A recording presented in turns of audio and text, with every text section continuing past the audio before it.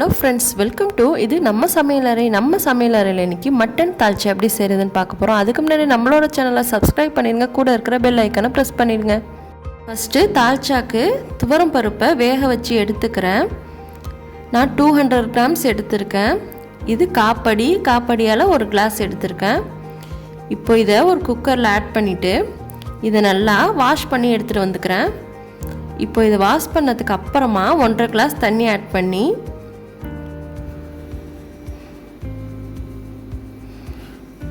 ஒரு table spoon oil சேர்த்துக்கிறேன். இப்போ க்ளோஸ் பண்ணிவிட்டு 2 விசில் விட்டு எடுத்துக்கலாம்.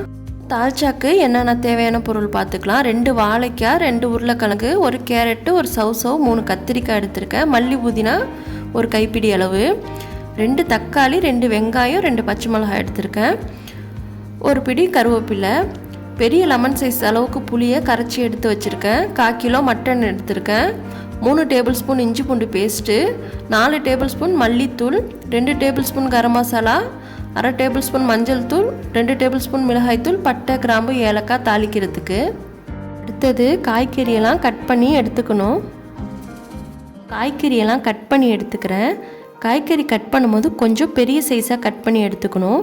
ஏன்னா தால்ச்சாவில் காய்கறி கொதிக்கும் போது சீக்கிரமாக கரைஞ்சிடும். அதனால் இந்த சைஸில் கட் பண்ணி எடுத்துக்கோங்க.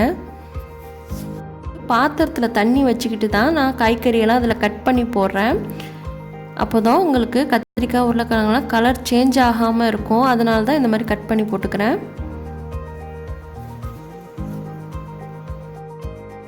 எல்லா காய்கறியுமே ஒன்றாவே இதில் கட் பண்ணி போட்டுடணும். வெங்காய தக்காளி மட்டும் நம்ம தனியாக தாளிக்கிறதுக்காக கட் பண்ணி எடுத்துக்கணும். எல்லா காய்கறியும் கட் பண்ணி எடுத்துட்டேன். வெங்காய தக்காளியும் தனித்தனியாக கட் பண்ணி வச்சுருக்கேன். ஃபஸ்ட்டு நம்ம பருப்பை வேக வச்சு வச்சுருந்தோம். அந்த பருப்பு நல்லா வெந்துருச்சு. இதை ஒரு ஏனத்தில் மாற்றிக்கலாம். இப்போது அதே குக்கரில் நம்ம கறியை வேக வச்சு எடுத்துக்கலாம். ஒரு 4 டேபிள் ஸ்பூன் ஆயில் சேர்த்துறேன். 1 டேபிள் ஸ்பூன் கீ சேர்க்குறேன். கீ இல்லைன்னா ஆயில் மட்டும் போதும். இது லைட்டாக சூடானதுக்கு அப்புறமா பட்டை, கிராம்பு, ஏலக்காய் இதை சேர்த்துறேன்.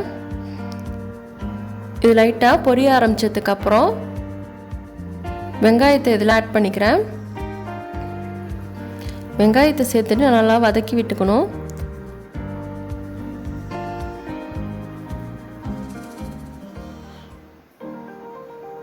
இப்போது வெங்காயத்தோட கலர் நல்லா சேஞ்ச் ஆகி வந்துருச்சு. இந்த ஸ்டேஜில் இஞ்சி பூண்டு பேஸ்ட்டு சேர்த்து நல்லா வதக்கி விடணும்.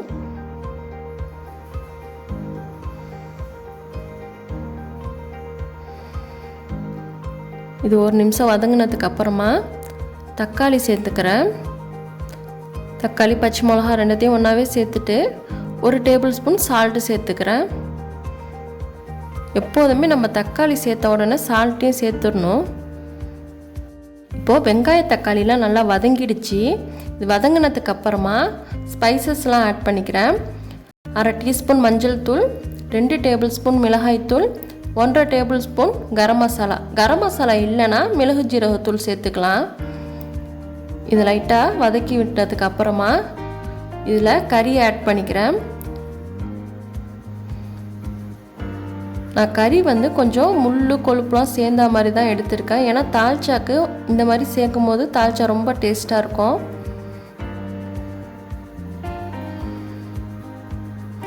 இதோட ஒரு கொத்து மல்லி புதினாவையும் சேர்த்து நல்லா மிக்ஸ் பண்ணி விட்டுக்கலாம். 1 நிமிஷம் போல் இந்த கறி நல்லா இந்த மசாலாலாம் ஃப்ரை ஆகட்டும்.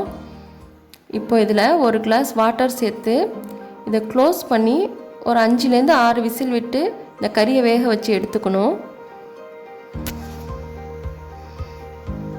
இப்போது குக்கரை ஓப்பன் பண்ணி பார்க்குறேன். கரெக்டாக 5 விசிலுக்கு அப்புறமா கறி நல்லா வெந்துருச்சு. இப்போது நம்ம தால்ச்சாக்கு ரெடி பண்ணிக்கிறேன். ஒரு அகலமான சட்டி எடுத்திருக்கேன். எப்போதுமே தால்ச்சாக்கு கொஞ்சம் அகலமான சட்டியே எடுங்க. இதில் அந்த கறியை ஆட் பண்ணிவிட்டு கட் பண்ணி வச்சுருந்த காய்கறியை தண்ணியெல்லாம் ஃபில்டர் பண்ணிவிட்டு இதோட ஒன்றாவே ஆட் பண்ணிக்கலாம். வெங்காய தக்காளி ஒரு 1/2 போல் வச்சுருந்தேன். அதையும் இதோட சேர்த்துக்கிறேன். 4 டேபிள் ஸ்பூன் மல்லித்தூள் ஆட் பண்ணியிருக்கேன். கொஞ்சமாக தண்ணி ஆட் பண்ணிக்கிறேன். காய்கறி நலைகிற அளவுக்கு தண்ணி சேர்த்தா போதும். காய்கறி முழுகிற அளவுக்கு தண்ணி சேர்க்கக்கூடாது. அப்புறம் தால்ச்சா ரொம்ப தண்ணி பேலாக ஆகிடும். இதுக்கு தேவையான அளவு உப்பு சேர்த்துக்கணும். இப்போது இதை ஸ்டவ்வில் வச்சுட்டு ஒரு மூடி போட்டு க்ளோஸ் பண்ணிவிட்டு காய்கறி நல்லா வேகணும்.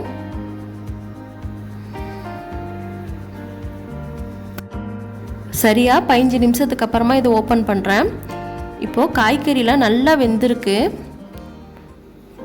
காய்கறி நல்லா வெந்ததுக்கு அப்புறம் தான் நம்ம வேக வச்சுருக்க பருப்பை இதில் ஆட் பண்ணணும். காய்கறி வேகிறதுக்கு முன்னாடி ஆட் பண்ணக்கூடாது. காய்கறி நல்லா வெந்தால் தான் தால்ச்சாவும் ரொம்ப டேஸ்ட்டாக இருக்கும். இப்போது இதில் வேக வச்சுருந்த பருப்பை ஆட் பண்ணிக்கிறேன். இதோட புளி கரைசலையும் ஒன்றாவே சேர்த்துடணும். ஒரு கொத்து கருவேப்பிலை சேர்க்குறேன். கருவேப்பிலை இந்த மாதிரி காம்போடையே சேருங்க, அப்போ தான் தால்ச்சா ரொம்ப வாசமாக இருக்கும்.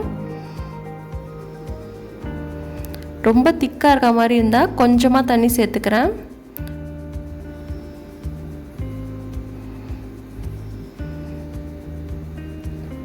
நல்லா மிக்ஸ் பண்ணி விட்டுட்டு க்ளோஸ் பண்ணி ஒரு 10 மினிட்ஸ் இது நல்லா கொதிக்கணும். இப்போது 5 மினிட்ஸ்க்கு அப்புறமா இதை ஓப்பன் பண்ணுறேன். இது நல்லா கொதிக்குது. லைட்டாக இதை கிளறி விட்டுக்கலாம், ஏன்னா நம்ம பருப்பு சேர்த்துருக்கோம், அடியில் லைட்டாக உட்காரோம். இப்போ சிம்மில் வச்சுட்டு ஒரு 5 நிமிஷம் கொதிக்க விடுவோம்.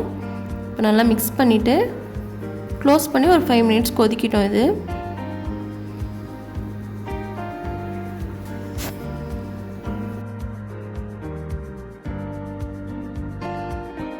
கரெக்டாக ஒரு 5 மினிட்ஸ்க்கு அப்புறமா ஓப்பன் பண்ணுறேன்.